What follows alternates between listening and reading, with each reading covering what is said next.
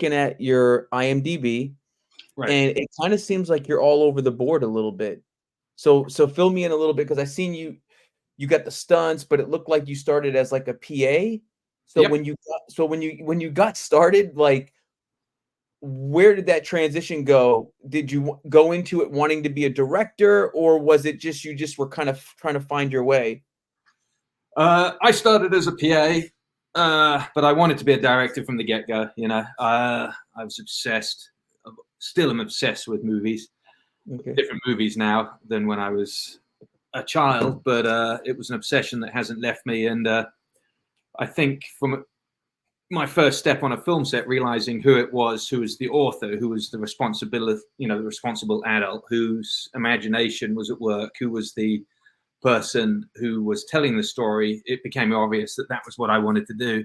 The path to get there is the tricky bit. You know what I mean? I came from a very, very working class single mother, no money, uh, trailer homes with cars that broke down more than they ran. So this puts you in a position, especially in England at the time, where the film industry was made up of people who are extraordinarily wealthy, who didn't have to work and didn't really understand why I couldn't take time off the way they, it's like, guys, I need to work.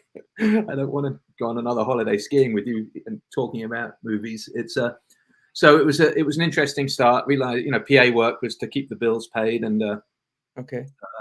but also it's sort of, it gives you a chance to learn the language of the film set. It gives you a chance to learn the language of the mechanics that go into making a film, and it's important.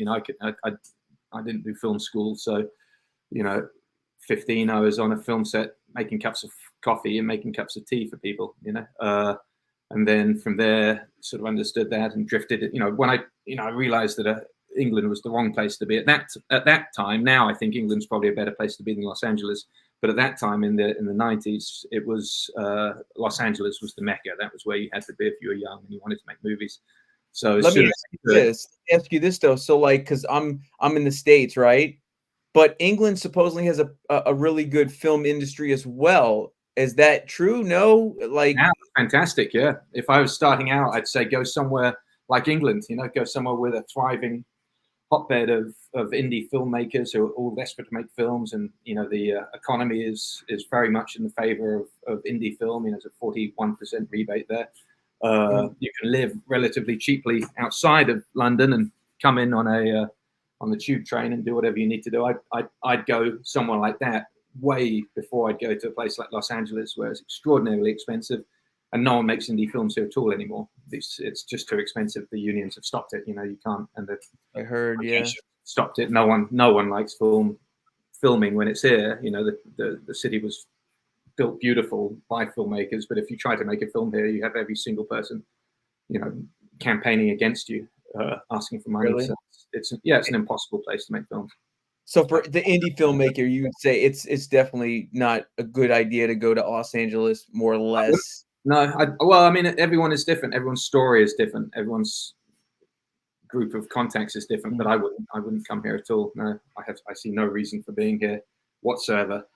But interesting question for you though. It's an interesting question for you. So like, is it true? Because I seen on Aliens that in England you have to take tea breaks. Is that true? Well, Aliens was made a long time ago. Aliens was made when the hierarchical structure of filmmaking in England as a union-run endeavor was at its most profound, and you had to stop every 3 hours for a 15-minute break, every 6 hours for a lunch break. So when I started out in England, and I did a couple of studio films, Nightbreed, Hellbound Part 2, Getting It Right, those films at the 3 hour mark, everything would come to a stop. All of the technicians would put their tools down, and a little lady pushing a cart with tea and donuts on it would turn up, and there'd be a long line as everyone got their tea and donuts from her. And in 15 minutes, everyone would drift back to work again. And it would stop. It would stop mid-scene, mid-dialogue. If the actress or actor had dialogue, it didn't matter. It would stop. And the same at the lunchtime, and then in the afternoon. And whoa, bad on you if you thought you were going to push through that. Absolutely. And I've worked with James Cameron a couple of times, and I can see how someone like that would be infuriated by that mentality. But I don't think it exists. Certainly, I've been back and shot 5 movies in England, fairly recently, and it doesn't exist anymore. They're a competitive indie filmmaking community, just like any other. Budapest, Italy, they're all the same. It's about making great movies, and you obviously have to negotiate with your crew if you're going to go into lunch, and whether it's meal penalties or a discussion involving money, which is fine. It's completely fair. They're human beings, but it's not a rigid structure where it just stops. Which is what it did back in the 80s and early 90s, and prior to that. It was you read books by Raoul Walsh or Howard Hawks or Houston, and it was the same for them. They, the moment the unions became too strong, the filmmaking became very difficult, very expensive. You're paying for things that don't end up on the screen. There's a fine line between making something safe and having someone qualified drive a truck and hiring 6 drivers that do nothing but eat donuts because your film has a budget, of a certain figure. It is what it is. It's infuriating when you try and, a film is a film. It's a different format for something that costs less than $1 million to something that costs $5 million to something that costs $20 million. The movies require very, very different structures and very different formats to make them work, and it can be infuriating when you're in an environment. If you're an artist who's desperate to make the best possible film and get bleed every bit of energy and art, and performance out of your dollar, and then you're faced with this immovable force that says, no, you cannot do it this way. You have to do it this way because these guys demand payment. Yeah. No, I can dig that, man. So you came from a very blue collar working class family, and you started as a PA, and that kind of got you going. That was to pay your bills, like you were talking about. Well, you have to survive while you're writing scripts. If you want to be a director, you have to write your way in. There's no other real way of doing it anymore. So you have to write scripts. A script takes 8 hours, 6, 8, 10 hours a day of sitting behind a computer. So someone's got to pay to keep the lights on and the rent paid. So you go off and you take whatever job you can. And for me, that was, when I arrived in Los Angeles, I saw, the Thomas Guide. You got the Tuesday edition of the Hollywood Reporter, told you what was in pre-production or development. You mapped it out on the Thomas Guide, and then you'd go and visit production offices. And I printed up 4 different resumes: art department resume, office resume, location scout resume, assistant director, PA resume, and they were stacked together. You'd go and say, what do you need? Who are you looking for? I'm your man. And you'd work on films a week, and some would pay late, some wouldn't pay, some would pay in cash, and you'd do whatever you could. You'd survive by any means you could. And while you were doing that, you were learning the business. You were working with people. You were generating a group of, of alliances and collaborators. The guys I met when I started, Ron Bergman's now producing the Glass Onion films at Star Wars, and then Simon Emanuel, who I work with, is now producing, the Batman and Indiana, the last Indiana Jones movie. So this group of collaborators that you make early on, you meet like-minded people, and you are grinding it, and you're comparing horror stories. You're saying, what do you think of this script? Is it good or is it bad? And they will, because it's okay, but you could do this and change this. And suddenly, before you know it, you have this base of intellect and experience and imagination, and they push you to do your best work, and you enthuse them as well. And you try and keep those close to you as you travel through the industry. If you look at my credits on the films that I've directed, there's the group of collaborators is very tight. I trust them immensely. They're people that go to war with me. If you're in a trench, they have their back to me, and I'm fighting this way and they're fighting that way. And you don't worry about it because you're all fighting for the same goal. And so when you get your collaborators, it's you stick with them. You find people that I like to bring out people into the loop. I like to work with fresh talent, with young up and coming talent, with experienced pros that I haven't worked with before. And you do that as much as you can, but it's also a huge risk because you take a above the line head of a department and it screws up, it can screw you for the film. You just spent a year putting a budget together, and it's you took a risk that didn't pay off. But you do your best. You try and mitigate that by doing due diligence. So it's for me, I think film school would have been good. It might have knocked 5 years off my before I directed my first film. I might have got there a bit quicker, or it might have taken longer. Who knows? I'm a hard-headed character. I learn by being beaten and kicked as opposed to someone giving me advice. So I think maybe the way I did it was probably the best best way. Learn in the trenches is what you're saying. Yeah. Yeah, I couldn't make enough money as a PA to keep the bills paid. I did it for about 4 or 5 years, and as much as I loved it, and it was a beautiful learning experience, and I got to collaborate with some great people. John Woodward, the first AD, Robin Oliver, a fantastic AD who worked with Sam Peckinpah, and and the stories and anecdotes that you got on a daily basis all through the day were building me as a character. I went out and bought 11 of the books written on Peckinpah after working with his AD, and read every one of them so I could have a little bit of a background on who it is that he was talking about when he was saying, "Oh, Sam wouldn't do it that way," And so it was a really tremendous way to learn, but it pays like crap. So on Shawshank Redemption, which is one of the last ones I did, I ended up getting a bit of a reputation for doing scenes with lots of extras, and Shawshank had 2,500, and then Mortal Kombat, I think we had 300 martial artists on that one. How to Make an American Quilt was a school with a whole bunch of kids running around. Mr. Holland's Opus was like 400 or 500. I think our big down that was 600. And training them, and marching bands and all that kind of stuff. And I enjoyed that. I enjoyed the logistics of it. But I was getting tired of the Birdcage with Robin Williams. I did that with all of the dancers and did you really? Okay. Yeah, with the stuff that they shot at Warner's in Hollywood, which was all the interior nightclub stuff. So all of that was me as well. And I really enjoyed it, but it paid so terribly that I realized there was going to have to be a change, because, I had enough money to sort of survive a week or two between gigs before I'd have to go back to work again. And so what were you doing with those? Were you working with the extras? Yeah, just extras. It's very strict hierarchical sort of protocol on a movie. You're not, as a PA or an assistant director, you're not really allowed to discuss anything with the cast if they're on the call sheet of the cast. The background, that's your area, and you're allowed to create that and keep that interesting and lively, make sure it matches.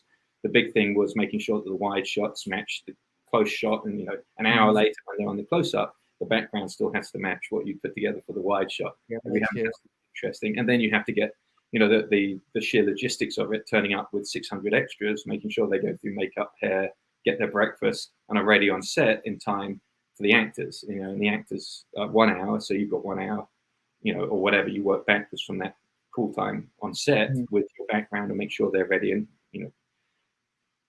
ready to go on time. So it's a real interesting. It's a great way of learning directing. The nuts and bolts of it. Doesn't teach you how to deal with actors. That would come later. When I did Shawshank, I was filling out the Exhibit G at the end of the day for the stuntmen. I was realizing what they were making, and it's like, okay, this might be a good way to go. I've been martial arts and motorcycles and horses my whole life, so I was lucky enough to know people, and by that point, that could sort of steer me into that and start from the beginning again. Training and as an apprentice and PA, and a day here and a day there until people started to trust you, and then you get into another group of collaborators. And the stunt work is very good because you can work 2 or 3 days and make the same as a assistant director might make in a movie. So if you're lucky, you get to do a stunt adjustment and do something, which is the financial bump that they give you if you do an actual stunt. So it's a fun, and I found myself working more closely with directors, more closely with the cast as a stunt person, especially as a coordinator, because you're getting their trust, you're getting their into their inner sort of workings, and you're understanding what it takes to make that performance work, and why he's doing things a certain way, and not wanting to disturb him, but allowing him, how far can you go before we need to put a stunt double in, before the actor's going to hurt himself, So there's a lot of responsibility in it, but it was also an incredible opportunity to watch. I got to work with Kenneth Branagh, with Spielberg, with P.T. Anderson, with some of these all-time great directors, and it was like a postgraduate course in understanding what was required. So I loved it. I thought it was a fantastic way to become a director. I don't know if I'd recommend it, because there's no assurances in any of this. You could spend 20 years and at the end of it, not have the opportunity to actually put all of the pieces together that are required to make a movie. The financing, the script, and then the cast, and then being in the right place at the right time, putting that out there. I think you just need to have a lot of drive and sort of gumption. It's kind fun. of put things together. Yeah. Yeah. Let me ask you this then. So Total Recall, I seen you worked on that. What'd you do on that as stunts? Thanks, baby. You see me in a couple of shots. I was only down there a couple of weeks in Mexico City. Burst through the wall of Klaatu's chamber dressed as one of the guards, shooting guns. It's a bunch of that. And then when Mars, when the city streets in the red light district go zero gravity and people are sucked through the air and the glass ceiling blows inwards, I was in there getting sucked and blown around. And then at the end, when the atmosphere cancels out and the oxygen comes in and everyone's looking out, I think the second shot from the last shot of the movie is 17-year-old Jesse looking up at the camera.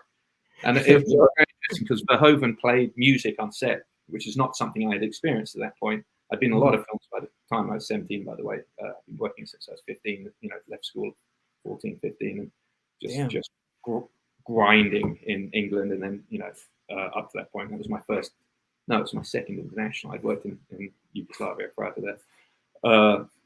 But he played music on set, which is something that I've loved and have used since then, which is where you want the actors and the background.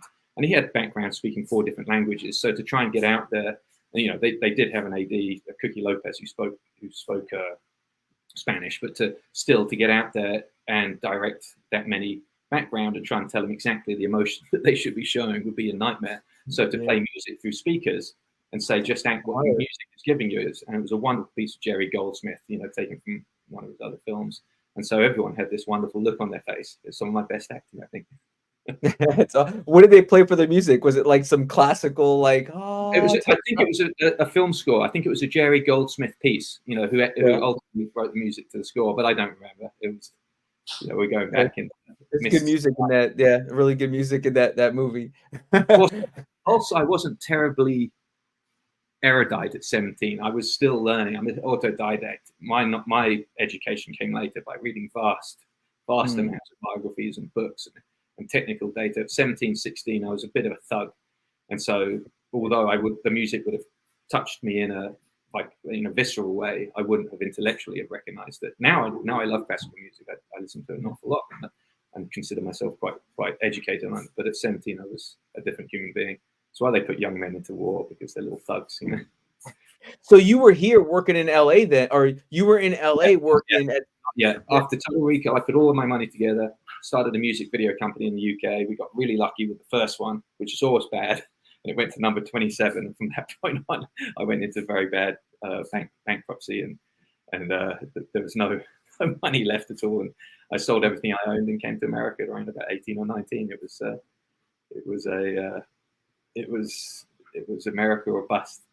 Wow, you're an entrepreneur, bro. You're a big time entrepreneur. So you were writing scripts too during this whole time.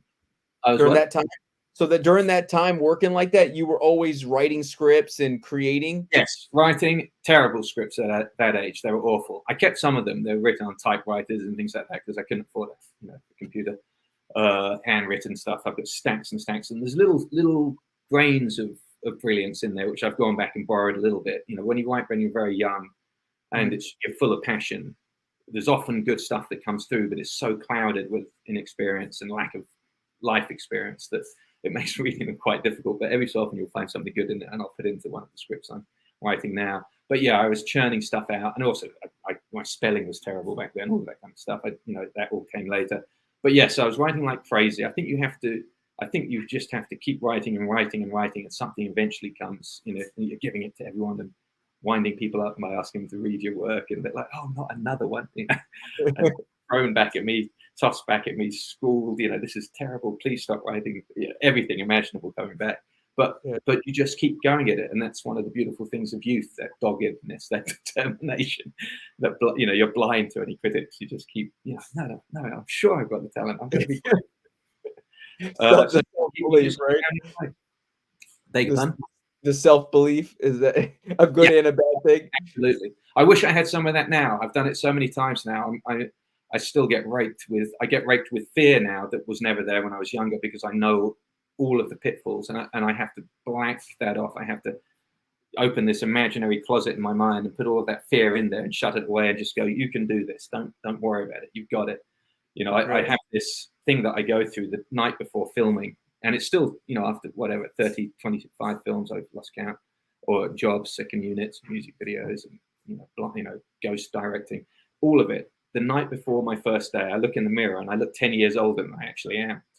And it's this strange fear of fate, this concern that racks you. And I just don't sleep the first night, and your mind's turning everything upside down. What if I'm the only person that turns up and I've got to carry the camera around and try and work out? I don't remember how to work a camera.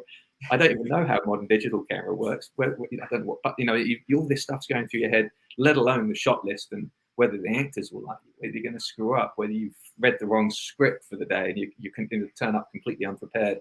It still happens, and it wakes you with fear the night before. And as I say, I look in the mirror usually around 3 o'clock in the morning, and I see this gaunt 70-year-old, 80-year-old version of myself looking back. I'm like, just remember, this happens every movie. Don't panic, And eventually you kind of fall asleep just before the alarm goes off to get you, to set. And it goes beautifully. It goes fantastically because inadvertently you've thought of every disastrous scenario that you possibly can and prepared for it. So the day goes great, you sleep like a baby the next night, and people love you and you work and you get the film done. But it's still that haunting Edgar Allan Poe fear still comes the night before every single one. I think I'll be very nervous if it ever doesn't come, because that's the day I know something will go terribly, terribly wrong.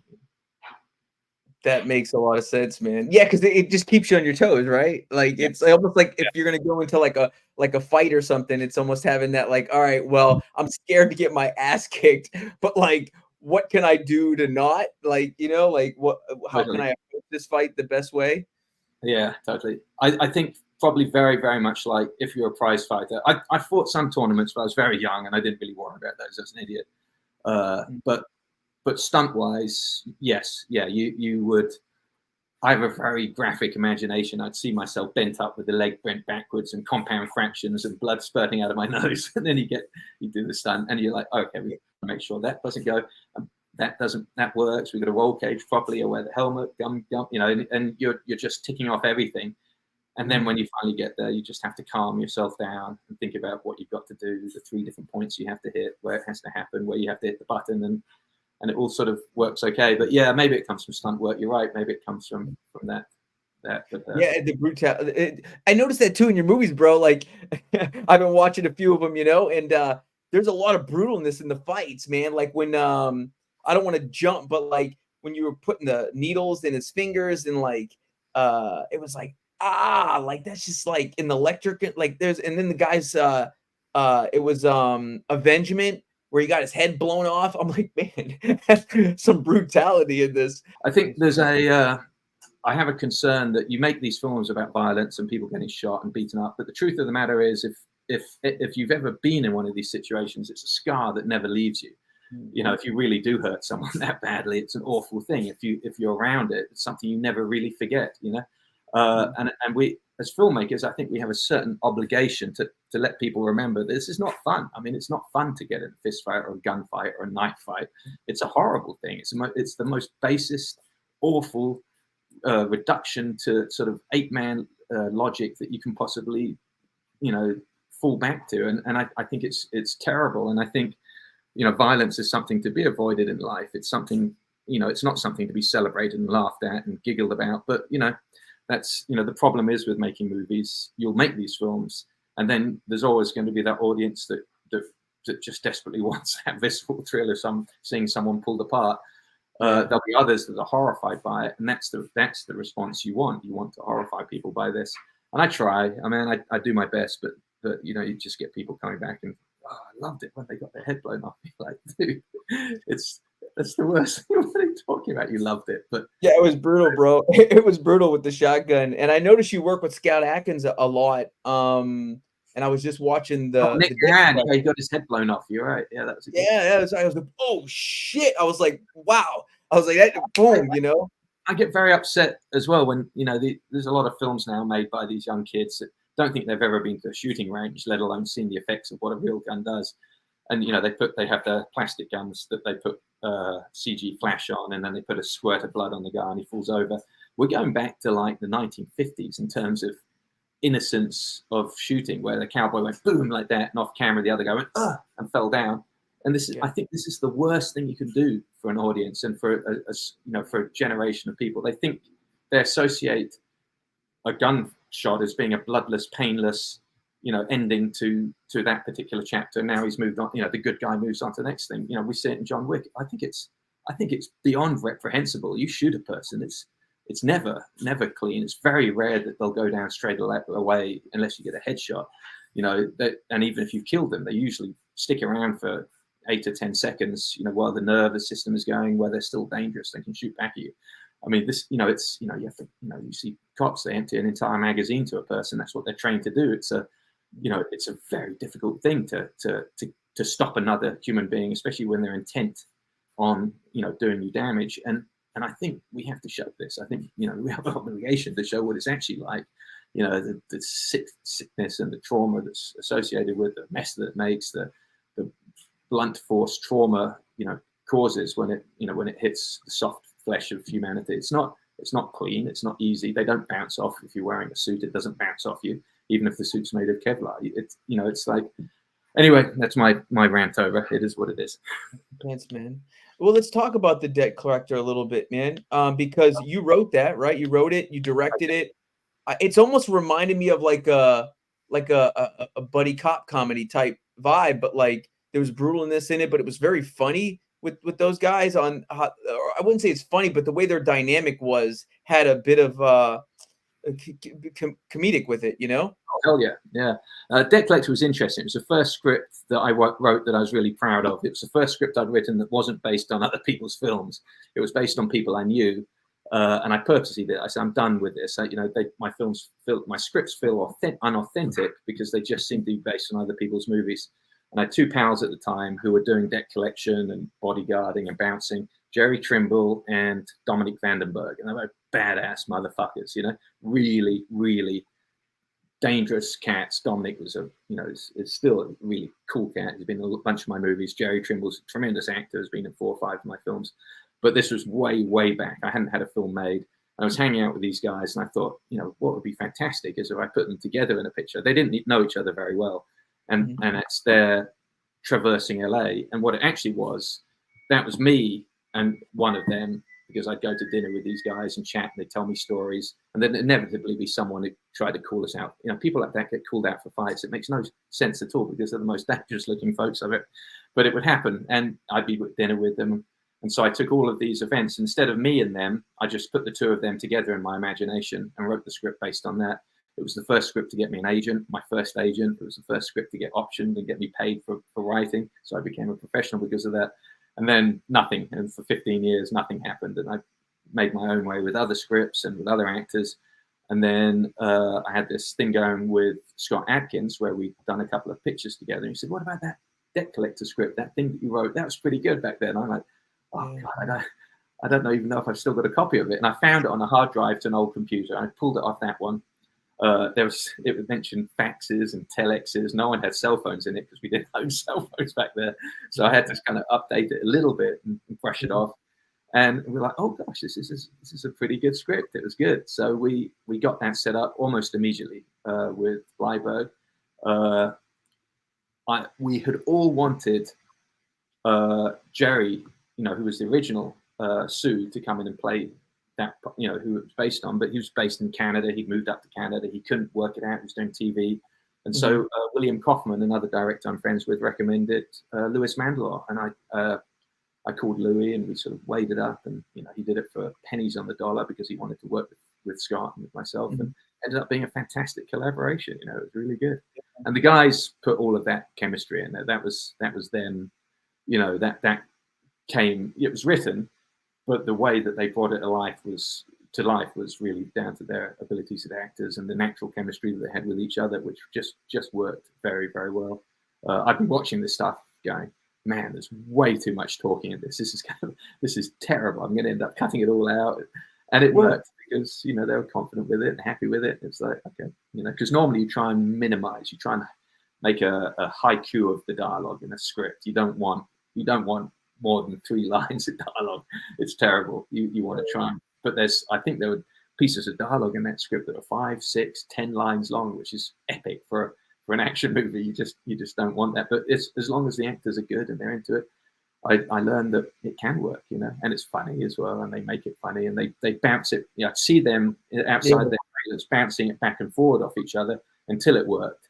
And so they would bring that to the set after having workshopped it, you know, themselves at lunch or whatever in the morning the night before. So it was a good one. I thought it worked well. I thought it was nice. You know, you really got to invest in those two guys. I think the buddy movie works well because you can take two disparate characters that have, you know, each one might have elements of a perfect character. He might have elements, and you put them together, and it becomes a really interesting character because the two of them are working as one. You know. Yeah. Are you most proud of that movie? You seem like you're really proud of that movie.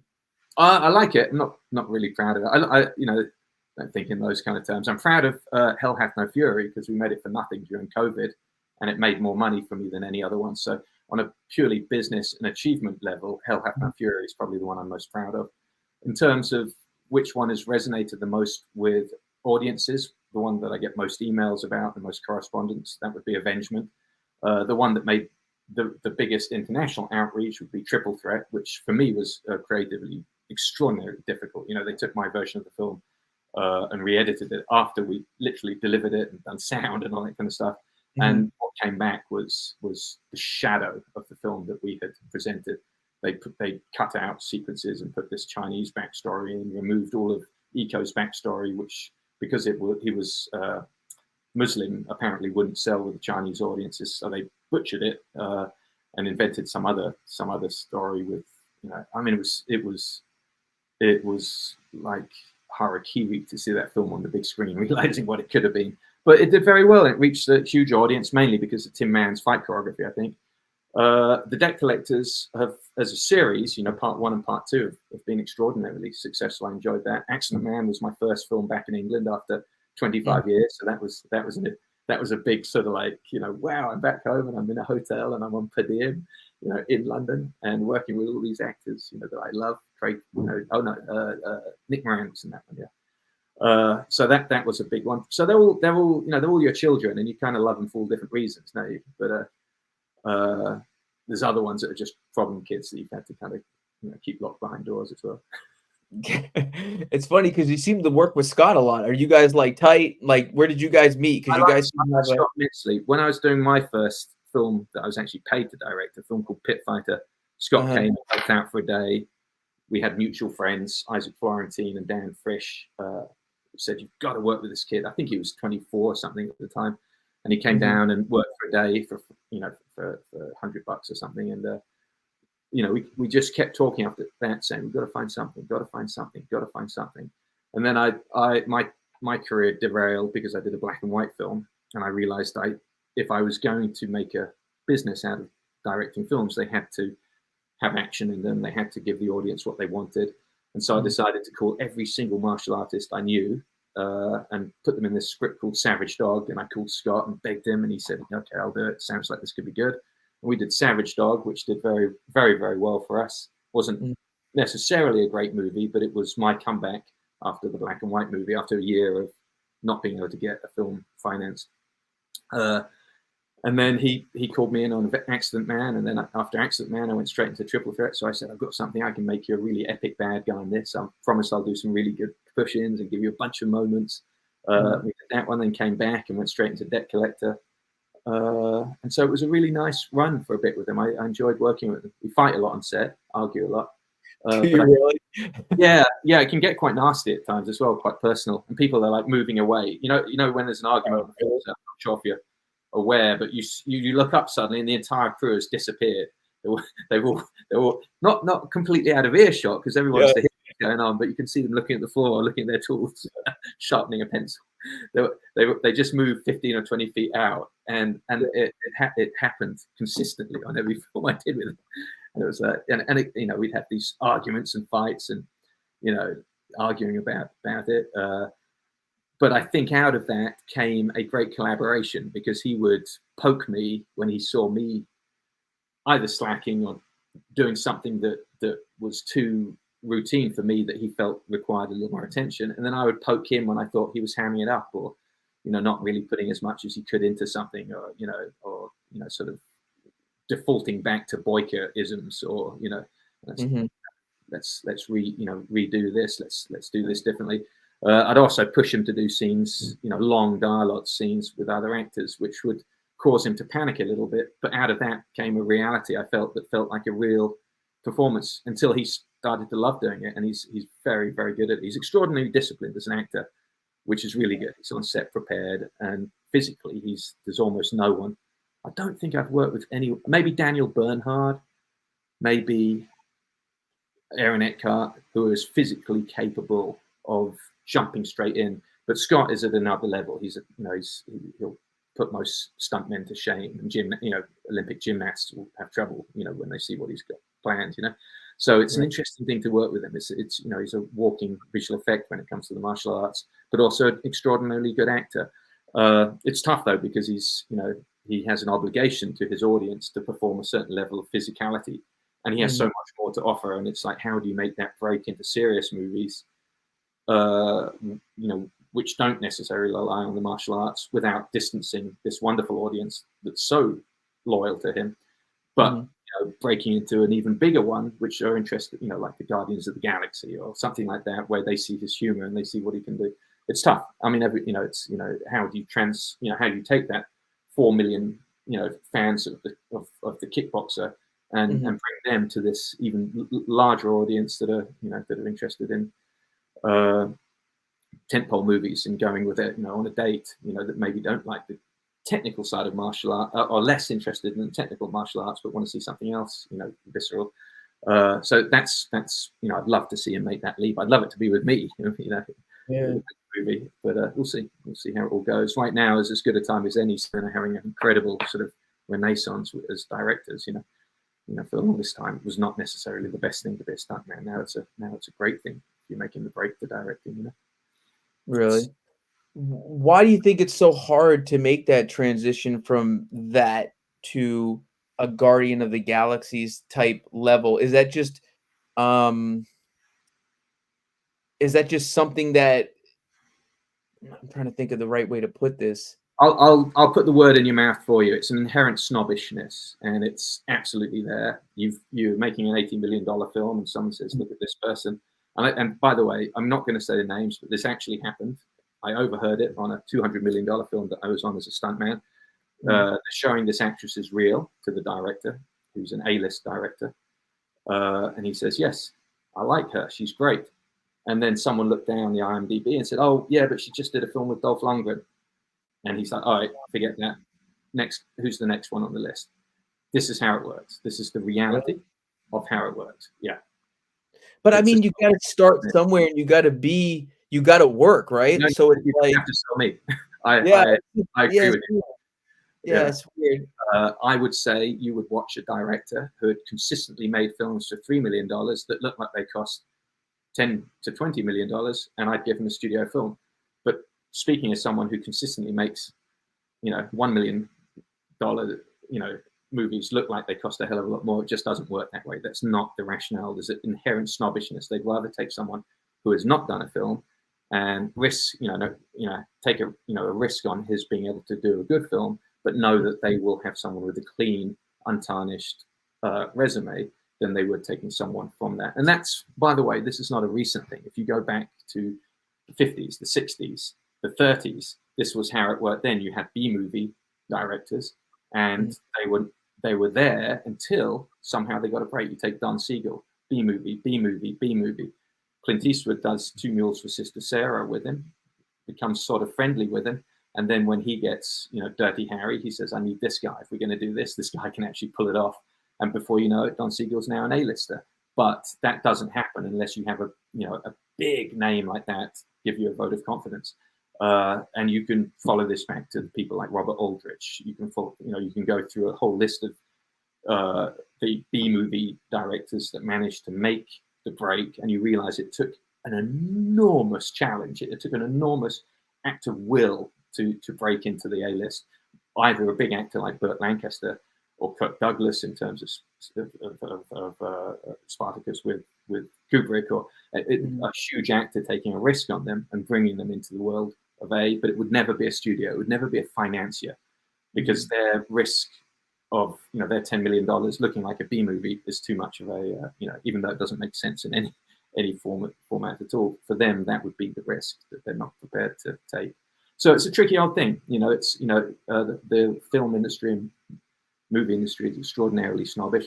Get with it. Don't worry about it. Don't hate the game. Just play it. Yeah, just keep pounding away, and you do it. I have defied every ounce of logic with my career. I've gone from $100,000 movies, slamming, punching, doing these wonderful pictures with Scott, where Scott's just kicked ass in them for me and made me look good, to pictures with Olga Kurylenko, who's the next one up, who's made me look fantastic, and we've done extraordinarily well, to a picture with Aaron Eckhart, and the second one that we're doing now, which has taken me up again. So it's just a matter of clawing and pounding and not giving up and doing it, you know, and not expecting lightning to strike, not sitting waiting for the phone to ring. I've got a few in there I'm deathly ashamed of, the movies, but it is what it is, you know. I tried really hard. I gave my blood and sweat to them, but it didn't work out the way I wanted. But that's how it goes, you know. It's you know, if you get a handful you are proud of, that's good. That's cool. How did well, speaking of that then, so how did Chief of Station come to you? Because that looks like you didn't write that. No, I didn't write it. Chief of Station came to me with Alec Baldwin attached and no action in it at all. No guns in it, because of Rust, and we were going to shoot it on a period of that he was free for before he was subpoenaed to go to trial, because obviously no bond is going to bond you if an actor is under, you know, is under any kind of risk.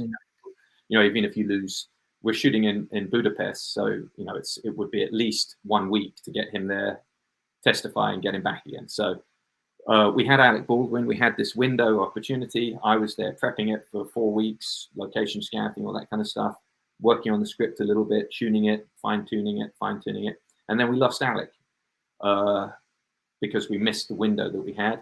And so we got narrowed down to 10 days before filming, and we got Aaron. And at that point, I'm like, fuck, this guy is really physical. He loves action. Let's get in there. So I quickly wrote all of the action sequences in there to amp it up as much as we possibly could. But I decided to do something that I hadn't done before. We had, you know, initially, because it was Alec, the lead actor never touched a gun. We just felt like doing that. He never actually touches a gun. I think he unloads a gun in there or something, but he never shoots it. And I kept that in. I thought this will be pretty cool. Let's just keep it in and see if the film is still interesting and exciting. So if you watch very closely, you'll see Aaron actually never fires a gun in the movie. He picks one up and he unloads it. He hits someone with it. He throws it. He's got one on his desk, but he never actually shoots a gun in the whole movie. Everyone, I think they went through 30,000 rounds of blanks shooting at him. But and I thought that was a rather interesting experiment for me, and I truly enjoyed it. I had a wonderful time with Aaron Eckhart. We got on like a house on fire. He's so committed and so disciplined. I like these guys that are disciplined. Olga, and Scott, and Aaron, these guys that just want to make a great movie. You know, they come in early, talk about the day, talk about the character, talk about how we're going to approach it. What am I going to do with the other actors? What am I going to do with the action? How that's going to work? Where are you going to put the camera, Jess? What we're looking at? And it's fun, man. It's really, really exciting. Your heart's beating, and you really feel like you're with a group of people that are doing something exciting. When your lead actor is enthusiastic, it's contagious. Everyone else gets it. The other actors get it. The supporting actors get it. The extras get it, and then the crew members get it. And you're all a part of this beautiful organic machine, which is really something else. It's the best job in the world. It really is. That's cool, man. So you had a great time working with them. Is he, so he's really physical like that naturally? So is he a martial artist, or because it looked like Aaron Eckhart? Yeah. Yes. He practices jiu-jitsu. He's done it on a lot of movies. I haven't seen him train, but he gets up at 4, trains till about 6. He goes to bed at 7 or 8 at night. And his workout, he says, is 2 or 3 hours. It's all physical based. It's judo based. He's extraordinarily strong. Very, very precise with the choreography, very precise with gun stuff, car stuff, extraordinarily good with it. He scared absolute living daylights out of me. I had the camera in the back of the car. We had a stuntman operating, all strapped in, but like a complete moron. I jumped in. I was holding the roll cage to make sure we got the shot. And Aaron, I think he might have put a little bit more gas on that one, just to scare the director. And he succeeded. I was absolutely terrified, but he was absolutely on the money. I've been with stunt drivers. I know, the heel in toe and all that kind of stuff. And it was so, really, really impressed by him, on all the way across. He comes prepared, and he'll tell you if he can't do anything as well. You know, Really? which is important, by the way. Did he do a lot of his own stuff? It looked like some of the. Yeah, there's one shot where he jumps out of the side of that building. I think it was a yogurt factory, the Danone yogurt factory. He jumps out and grabs the cable. Now, the shot was he jumps out, holds the cable, and we cut. And then he had a stunt double who looked very like him, who would then jump, grab the cable, come down, hit the platform, and run. And we set up for it on the first one. It's the same setup for him that we were going to use next shot up, which would be the stunt double doing it. And he, you know, he may or may not have done the stunt himself, which terrified everyone on set. I got told off. Aaron got told off. The producers got told off. The stunt double, Levy, is a very cool cat, but he understood that if anyone had hurt himself, it was his reputation on the line. And he came out, he put us together like a bunch of naughty school kids. And he said, you do not ever do this again. If your actor wants to do the stunt, he has to, you know, run it by me first. We'll make sure he's practicing.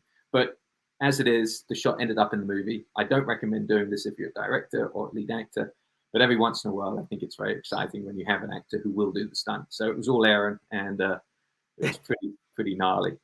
You sound like a rule breaker, man. I try not to be, certainly not when there's any kind of safety on the line. I've been doing this too long, but I will push my stunt men to get up to the very edge of what is safe, because that's their job. They're paid a lot of money to make sure they are safe.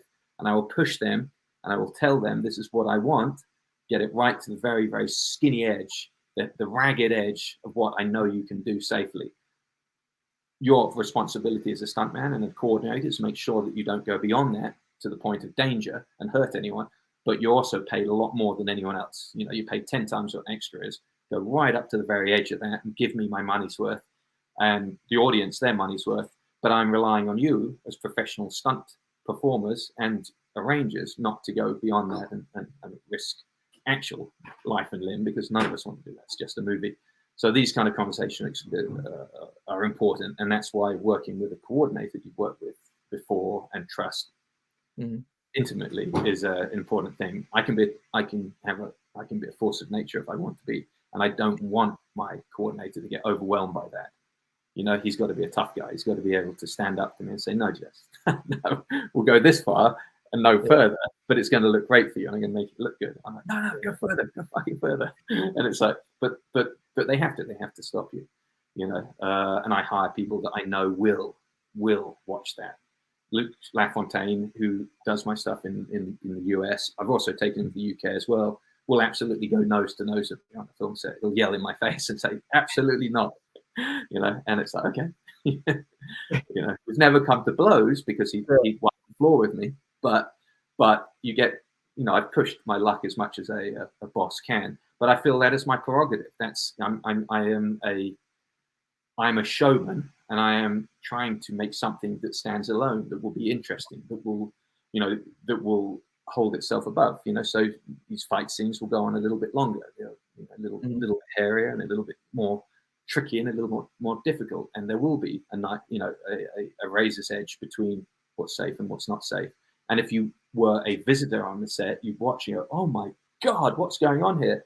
But you don't see the days and weeks of rehearsal up to that, the trial and error, where everyone wore huge pads and, you know, and there were cones everywhere where we did the stunt and made sure that it was safe. It was safe. It was safe. And we know we can get that safe at 40 miles an hour, no faster.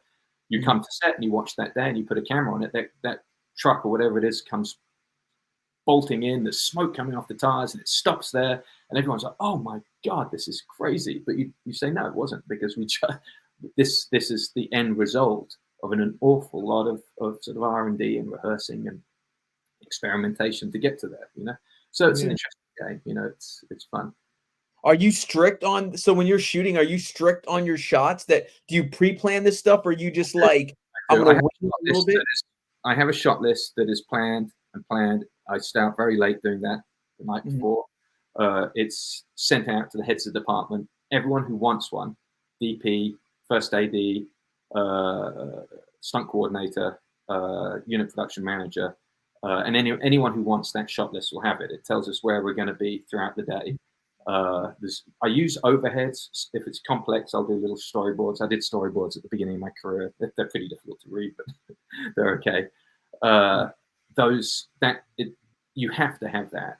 Now, when you get to set, if you're experienced enough, you are also capable of freestyling to a degree as well. If there's a shot then that you see because, oh shit, I didn't see that the sun is setting over there. Now it's backlit. It looks actually beautiful. If you point the opposite direction, you come out of that and you're on foot instead of inside of the car. And so you quickly do that. You talk with the team. It's still 3 setups, which you may have had. So you take something, you do a alternate version of what you had planned, but it's still you're still coloring within the lines, because it's still going to be roughly the same amount of time and energy as it was that you had planned initially. So freestyling, but in speech marks. It's as long as you've planned it, then you know what you have that you can throw away and improvise. And I think it's important to do that. It's important for action, but more important when you're dealing with actors, and there may be something that's beautiful that comes from doing something slightly differently to how you planned. Gotcha. I think where I've been surprised, on Avengement, I had a very, very talky scene between Scott, Craig Fairbrass, and a bunch of the other gang in this room, and I had something like 2 days worth of setups on this thing all over the place, giving everyone close-ups and what I was going to do, overs here. Very traditional blocking.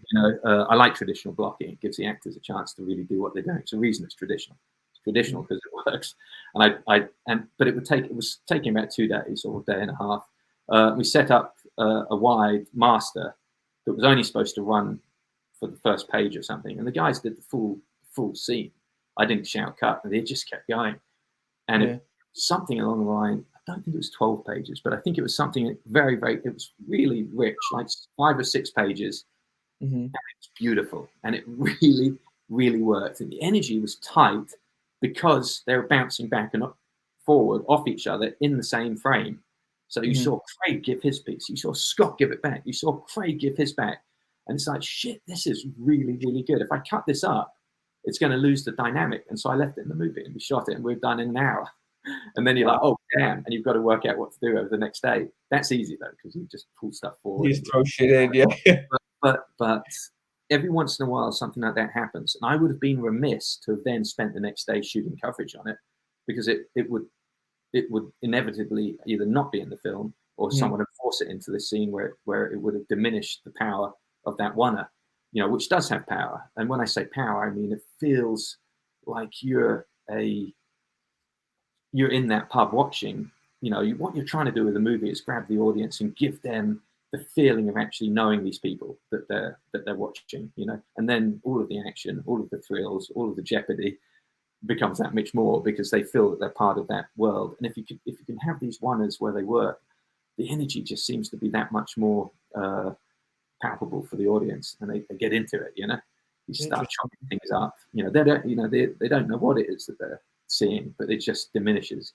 So this is something I've learned as an experienced filmmaker. In a case like that, you go, damn it, this is really good. Move on. Don't do your coverage. Use that to shoot something else. And it was, but again, that was through working with really, really good actors. Craig Fairbrass blew me away. He had such a strange reputation. He's a tough guy. He'll fight you. He'll argue. He's belligerent. He's this. He's that. He's an actual gangster. And instead, I got this caring, creative, conscientious, highly imaginative, disciplined dude who knew all of his lines back to front, knew where to stand. And then you look back through his resume and you realize he's done 200 plus episodes of EastEnders. You don't get invited back on that show for a second episode if you don't know your lines and you don't work up to scratch. The English is snobs. I'm English, and so they talk about EastEnders. Show. They all watch the damn show. It's really effective, and the actors acting in it is beautiful. It's authentic. Yes, they come from the East End of London, all that kind of stuff. So the accents, not Shakespeare in the Park, but it's really, really well done, and the actors on it are great. So whenever I'm casting in England, if I see the EastEnders and multiple episodes, it's like let's give them a chance, because the chances are they're bloody good. Rachel Wilde, who worked for me on Boudica and One Ranger, she was an EastEnders alumni. Fantastic, kicked ass, really, really good, emotional, powerful stuff. She actually had a huge fight scene with Dean Jagger in that, and she's a tiny little girl this big, and she did great. Really, really good in it. Ended up getting cut out of the movie, unfortunately, because Dean is enormous and it just couldn't couldn't quite make it, you know, work cinematically. But not any discount. You know, it was all about that, not anything to do with her performance. But yeah, it's, you know, again, come up against the snobbery involved in the game in every level, from casting through to why my films have been sidelined, the martial arts ones. You know, it's a martial arts movie, and I hate that. You know, it's like the old days when they said it's a western. It's just a western. You had someone like John Ford making what is now appreciated as American poetry of the highest level. You know, you cry when you watch The Searchers or How Green Is My Valley or Three Godfathers. You know, young Mr. Lincoln. These are pictures which changed cinema, but the guy was known as a Western director. And I think martial arts are like that now. You know, I've worked my hardest to put anything other than anything, you know, into martial arts to warrant the reason for a person having a fight that uses martial arts. And that's the trick. That's the question. How do you do that? You try to come up with imaginative ways, but it's the same as the Western. How do you come up with interesting film that is set in the 1800s and has to have horses and has to have gunfights? And they did the same thing. So it's like you take what you can get financed and you try and put something a little more into it. You know, anything. Interesting. Yeah, that's interesting, man, because it does have a little bit of a stigma with the martial arts. You know, it's like, oh, it's a martial arts movie. Do It's you like, know well, what he said on Avengement? Oh no, it's Savage Dog. It was before he'd worked with me many times. You know what he was? It's Israeli, so the language is not the greatest English, although he's actually far more intelligent than I am. But the conversation came down to, Jesse, what is the percentage of kicky to bang bang in the movie, please? Meaning, how much gunfire is there to martial arts in the movie? And I said, honestly, it's about 50-50. Is that good for you? He said, yes, but don't let it go either way too much. 50-50, really kicky to bang bang. Good. And hung up the phone on me. And that was what financing that film came down to. Really? That? Yes, sir. Once I had Scott Adkins and Marco Zaror attached, that's what it came down to. So this is the world in which you live in. How much artistry and how much backstory and how much cool dialogue and what you do, that's up to you. And it's your, you know, that's where the longevity comes. I think that's where you have these fans and they say, I love the martial arts and I love the violence, I love the brutality. There's plenty of films of martial arts and violence and brutality, and I hope they're enjoying my movie because it's a little bit more that they take home. Maybe, like you say, the comedy, you know, or the fact that in Avengement, Scott's character's mum is in hospital. Maybe it's that, you try and do something, or in Chief of Station, it's because Aaron has this very real sort of task that, and he conveys this feeling of loss and confusion, and you invest in him. So, the fun for me is creating the characters that you can then put into these action-packed situations. It's awesome, man. Dude, I appreciate you coming on. Like, it's been a pleasure talking to you, Jess. Where can they find you, man? What's the best way to get a hold of you if need be? Is it IMDb, or where can they find the movie? Jesse Johnson fan page on Facebook, which is really good. So you can talk directly to me. I just got on Twitter X, which I hadn't been on, but then I found all these people who are posting really interesting behind the scenes and pictures and sort of commentary on movies I've done. So it was, my fiance said, why don't you just type your name in and see what comes up? And it's like, there's pages of stuff, and it was really good. So I joined that, and I sort of interacted a little bit with some of these people that were, enjoying the films for some reason from way back and digging up old films I've made a long, long time ago. And Instagram, there's that thing as well. Although I don't use that so much anymore. It's really difficult. I try and engage in all of them as much as you can. But if you're writing scripts, your time behind the monitor screen is sort of holy. You're there to write a script. And if anything, if you get caught up in a conversation on any of those sort of social media things, it sucks an hour that could be another scene in a movie. So, there's a lot to be said to going back to Stone Age. But yeah, those three: Instagram, Twitter, and Facebook. That's cool. Appreciate you. And then before you go, then, what's your writing process like, man? What do you write during the day, or do you turn everything off? I'm still trying to figure it out myself. But I think so far it's been getting up really early and going straight behind the computer, no shower, no food, maybe a coffee, and spilling what has percolated through the night, and he's worn out by about 1 o'clock in the afternoon, and then you shower and become a human being for the rest of the day, and that seems to work well. The actual process for writing is you take the yellow notepad and you do 3 or 4 pages of notes to lay out what it is you're going to do. I don't like it too strict, because while I'm writing it, I'm enjoying the dialogue, you know. I'm enjoying knowing what they say to each other, and it comes pretty quick, and you kind of just let it come from somewhere weird inside your head or your gut or your heart, and it spills out, and you're like, why would you say that? But you leave it in there, and the other guy reacts to it the way that he would, and so you don't want to give yourself too rigid a framework. You keep it fairly loose. So my frameworks are usually between 10 and 11 pages, and I then type that up in a text format, drop that into final draft, and then I flesh it out. And the fleshing out is really fun. You just got to keep doing it, though. You can't take 2 or 3 days off, because then you forget where you are. So unfortunately, you become pretty miserable company as you're spilling out that first draft. But once it's spilled out and you've got the ending, then you can become human again as you sort of fine tune it. And never take too long fine tuning. You know, just keep doing it. You might put it away for 6 months and come back to it and fine tune it some more. The rewriting is where the artistry really is.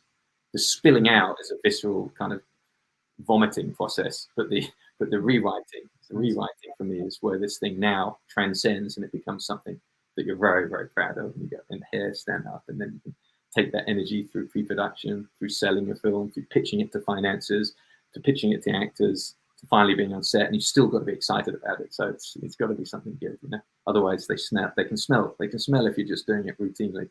If you just put it, you know, yeah. They all know. It has to come. You have to be passionate about it. Then you can sell it. I flew myself to Paris to sell Olga Boudica, and I painted pictures of her as the princess, and then painted a picture of her all scarred up without the eyebrows as the warrior queen. And I said, this is the transformation. This is what I want. You know, I flew myself to Montana to rewrite this script we're doing at the moment for 5 days with Aaron, and we rewrote the character so that it felt organic to him, and you know, he put his input in, he acted out, and he acted out the part in a restaurant we were in, you know, in Montana, which I think all the cowboys there thought was really hilarious. He acted out in the hotel lobby while we were writing it, which was fun. And you bring them into it, and they're enthusiastic, and gets you more enthusiastic, and before you know it, this thing is really, you know, popping. And invariably, if you manage to get something really personal and sort of wake up at 3 in the morning, you know, powerful into the script, other people pick up on that, you know, when they read it. It sort of works, and you know, and the thing gets legs. And then other times you can't find it at all, you know, the script's there and everyone wants you to make it, and it's like, God, I just can't find that. Then you find yourself on set doing it, and you're just desperately trying to find something and artificially put the passion in. But you know, that's the strangeness of this game, you know, being a journeyman, you know. I think that's different for me. Some of these other directors, they direct one film every 3 years, and like, how the hell did you pay? That's my first question when I meet them. How are you keeping your lights turned on? And a lot of them write secretly on the side, or they're, you know, optioning and developing scripts, which is great. But it's like, you know, I know what you made, you know, DGA minimum. I made 3 times that, as you know, and it's still difficult for me to you know, I've got bills or ex-wives and houses and cars. It's like, how do you do what you do and only do a film every few years, you know? But power to them, they figured it out. I can't, you know, I have to keep doing it. Plus, I love it as well. But it really is a necessity to keep working, you know. Yeah. Also, I don't know about you, but when I don't work on a picture for a little while, I think now that scene with Martin Sheen looking in the mirror and Apocalypse Now races, every minute you're outside of the bush, Charlie gets stronger and you get weaker, you know. I think there's you want to be in the game. It's weird. Yeah. You get itchy. You get itchy. You're like, I want to go do something creative, man. It's like, yeah, I've had moments like that in hotel rooms where I'm punching mirrors and getting drunk. But yeah, it's an interesting business. My passion is acting and producing, Really? but I kind of found the stunt stuff by accident because I just love training, like physically, and I've always been a fighter. So like I just started doing stuff. Like I did the Dead Man not too long ago. That was like first time doing that, and that was fun. I was like, all right, let's, you know. And Yeah. then I love doing fight stuff. So I think the big thing for me, advice would be go outside of your safety zone. Just go where you're nervous. If you're doing something that makes you feel a little bit nervous, you're doing something right. It's a strange, you know, artistically, stunt wise is something else altogether, but artistically, you want to always push yourself. The film over your right shoulder, is that Bloodsport? it is. Yep, Bloodsport. Did Newt Arnold direct that? I think Have a quick peek on there. so. Is it Newt Arnold? Um. Yes, Newt Newt, Arnold. Newt, Newt Arnold was a first AD. He was a second AD for Sam Peckinpah. His AD, Robin Oliver, was the guy that I apprenticed with, who worked with Really? Newt. Yeah. Wow. Robin did Mortal Kombat. It was the first, but he was Newt's second, and Newt was Cliff Coleman's second on pictures like The Wild Bunch and some of the other Peckinpah pictures. So he's one of, you know, he had one eye. I think that was one of the only films he directed. But interesting. He was a cinematographer, right? Wasn't he? AD. AD. Oh, so he was an AD instead of. I was surprised he went to. Well, I guess that works too, directing, which is interesting. I don't know the story of how he got that one to direct, but at one point, you know, when the martial arts movies were truly C fodder, basically before Double Impact, before Moshe Daimon got the studio to back Double Impact, and they told him he was mad. They said this will be the last film you ever do, you know, studio film. Prior to that, they were seen as really, you know, the only guys that were directing were complete nobodies, and you'd find an assistant director to do it, or you'd find, you know, some B movie guy that was living in an ashtray somewhere. They had no one paid any attention to him. It was literally the change came with Double Impact, which was a studio picture, which made a tremendous amount of money. Moshe Daimon saw that, and you know, he was the guy that really revolutionized them and made them something that people had a little bit more respect for. You know, I talked to him for a long time before I did Avengement. I took him out to dinner, and we talked and talked. And for a little while there, I was actually going to make Avengement with Scott playing both brothers, and we were going to do it. Interesting, like a Double Impact. Okay. Because he said that was the fun thing about doing it. You know, you got two for the price of one. And you know, and if you ask Scott, if you ever interview him, that was my initial pitch. And I flew to England with the view to shooting it with him playing the good guy and the bad guy.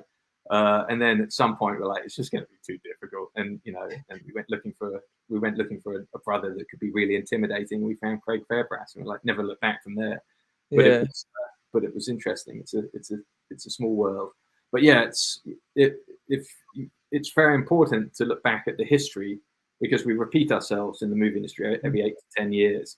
And, you know, it's a seismic shift, and everything changes, and people want a different style of movie. And this has been going on since 1918. You know, everyone thought movies were going to end with the advent of sound. Everyone thought movies were going to end with the advent of color. Everyone thought, you know, TV came out, everyone just committed suicide. We're not going to make any more movies. Everyone's watching television now. 3D comes out. You know, all of, you know, it's there's always been, you know, a panic and a shift, and it's worth looking at. But also with trends, you know, with regard to the westerns and martial arts, and you know where they started from. It pays to know a little bit, you know, so you can predict what may come, you know, and whatnot. You know what's interesting? You just saying that too. I just interviewed Sheldon Lettich. Sheldon Lettich wrote Bloodsport. He wrote and directed Double Impact as well, and stuff like that. So it's just a small world, you know. And you start, you know, talking people in the industry, you know, it's definitely it's interesting. It's an interesting business. I'm still learning it, even though I think you always are at some point, you know. I think you have to maintain the position of student. You know, you have to understand when you have the experience to validate a particular decision, but you also have to be ready to learn from someone and learn from a different way of doing something, and sit back and watch and listen, you know, and act accordingly. Not to be a know-it-all, not to know, you know, just to be continuously learning. You know, there's that wonderful line at the end of Kurosawa's biography where he says, I think I learned the last lesson on how to make a movie. And you turn the next page and it's blank. And you're like, no. It's, you know, it's a game. But yeah, you're always learning. White belt mentality is what you're saying. yeah. It's white belt mentality, exactly. Yeah, yeah. If you can keep it, and just being open receptor each time, it makes, you know, as I say, you have the work experience knowledge, which is unchallengeable, and you know you've done it that way in the past and that way in the past, but you don't want to repeat yourself either. It's very important not to repeat yourself, but to keep pushing. But if you have something, you can always do a variation on it, you know. Interesting. Kind of keep growing with each one is what you're saying. Add something a little different. Some of the greatest, you know, greatest director, in my opinion, John Ford, made the same film 3 times. The Three Godfathers, made as a silent movie, as a black and white movie, and he finally made an absolute masterwork when he made it as a color movie. You know, so, you know, repeat yourself and make it better, I guess, could work. Interesting. I didn't know he made 3 prior, the black and white. 3 versions of the Three Godfathers. Once as a silent movie, once as a black and white movie, and once as a color movie. Interesting. I didn't know that. A lot of people repeated themselves, yeah, in those days, because if you think about it, there was no YouTube. So if you made a film as a silent movie, the chances were it had vanished into the ether. It's only recently we started digging up directors' past works and making them available. I was talking this morning in the 90s when I was trying to get the Masaki Kobayashi series, which is his life, you know, autobiography movie, you know, the parts 1, 2, and 3. It cost me $300 for the, you know, 6 DVDs that had to be shipped from England. I had to then standards convert it to NTSC so I could watch it on an American computer. It was a major deal to research directors' work. But you know, that's how it was then. It's much easier now. So you could repeat yourself a lot easier in the old days than you can now. People see it coming, so you have to be a bit more smart about it if you are going to, or you just keep pushing yourself, you know, into pastures unwalked before, unspoiled. But that's a challenge as well. Interesting, man. What are your goals going forward, man? What are you trying to do in the future as far as like what?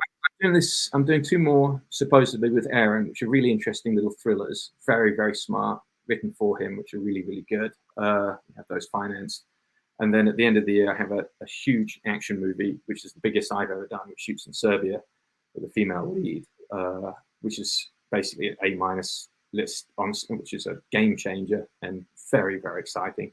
So I'm totally out for that. We've been talking with the production people in Serbia, and it looks great. I was in Yugoslavia before the civil war. I had my 17th birthday there on a movie, so it's been a long time. You know, split up, and you know, but they're wonderful people. So I'm looking forward to doing that one. There'll be a lot of the same stunt guys that worked on Chief of Station coming out to that. So and then we have a huge script for next year, which is a ensemble piece. It's little elements of the Dirty Dozen and Expendables in there, but smarter and funnier and younger. Based on a group of soldiers who are all court-martialed, and they go on this mission. But it's very, very well written by Chuck Customeyer, and that one that will be a lot of fun. And again, a much bigger, you know, film than I've been doing. So these are fun. These are adventures, you know. But again, you take 10 million and you try and make it look like 50 million, you know, in the same way that you take 1 million and make it look like 3, or 3 and make it look like 8, and you just work really hard. You come prepared and enthusiastic, excited, and rehearse the hell out of it. Work on the script as much as you possibly can with as many intelligent people as you can, and make it, you know, sparkle and you know, buzz with an energy, and then you get out there and do it. Are you trying to do any of the Marvel style? Like, do you want to do any of those big pictures, or? I would love to. My problem with a lot of those is they look like they're not director centric, so you can't tell the director. And the only person that did one of the big budget action films that you can is obviously Christopher Nolan. He has a very distinct style, but he works outside of that world. Those are very much based around, you know, I worked on a few of them as a stuntman, and it's, you know, for whatever reason, it's more like an old studio where the studio head was in control of the product more than the director was in control of the artistic decisions that were being made. They were a very strict template to stick to because of this, you know, comic books. I guess Taika Waititi did his own sort of spin on it, but no, it's not necessarily. I loved comic books and superheroes as a kid, but it's not quite where I see myself. But you know, who knows? You know, I should be so lucky to ever be offered one. You know what I mean? Which one would you want to direct? Like, which one that stands out that you'd be like, oh, I'd love to at least take my shot at that hero? I liked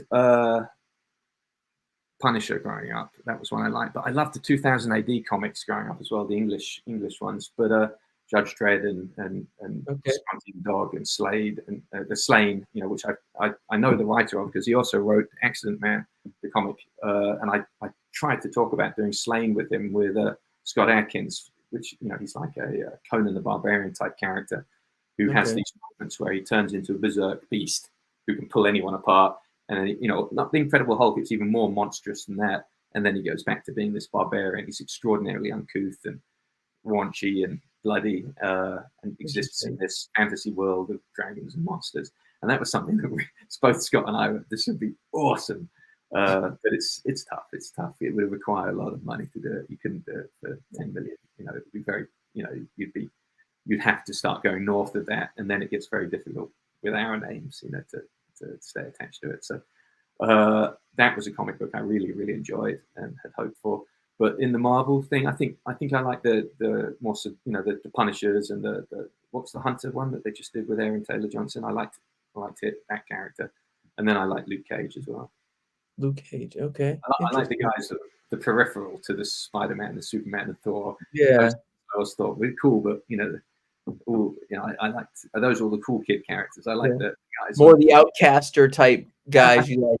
They got away with slightly more obscure storylines, and you know they could do wacky stuff like go back in time or go to the other side of the universe and it was an opposite. You know, just you know there was slightly more wild. You know, and I like that. Yeah. See, you're a rule breaker, bro. Like with the beginning of the interview, you like the rule breakers.